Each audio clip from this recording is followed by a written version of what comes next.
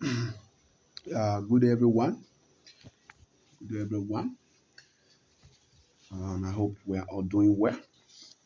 So, we'll be talking about quadratic equation, okay, for today. All right. So, before we look at this question we have here, I'm going to brief us, on the meaning of quadratic equation. Okay.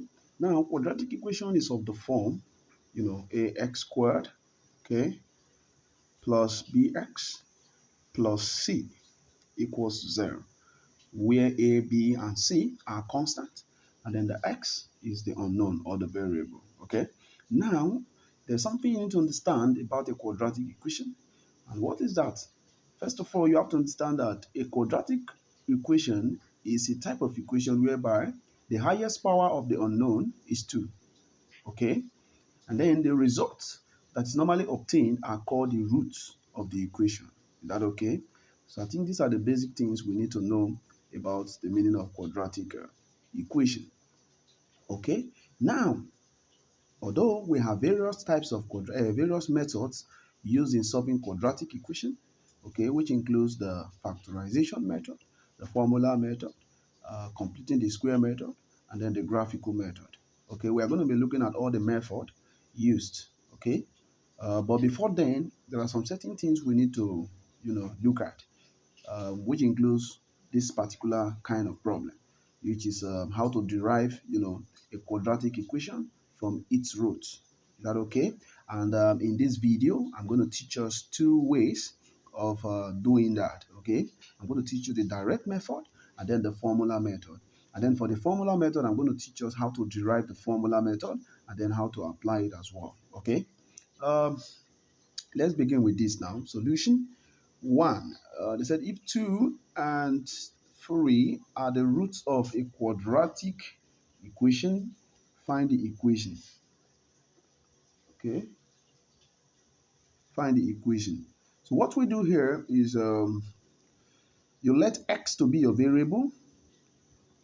Okay, let x be the unknown. Okay, now if x is unknown, it means either x is equals to 2 or x is equals to 3.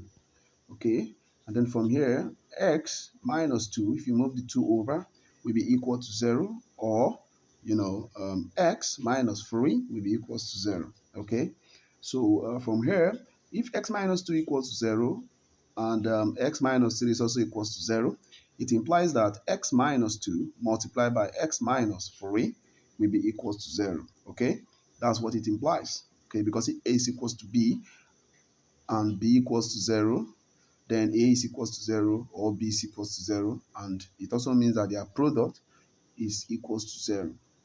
So from here, you expand. So this is just x into x minus 3 minus 2 into x minus 3 equals to 0. Okay, so from here, this is going to be like x squared minus 3x minus 2x, I think plus 6 when you expand properly to be equals to 0. And then this is just, x squared minus 3x, minus 3x minus 2x is going to give us minus 5x plus 6 equals to 0. Okay, so this becomes the quadratic equation required. So this is a direct method. So let's look at the formula method. And like I told you before we look at the formula method, I'm going to look at the proof. Okay, or I think we should just leave that in our next video. Okay,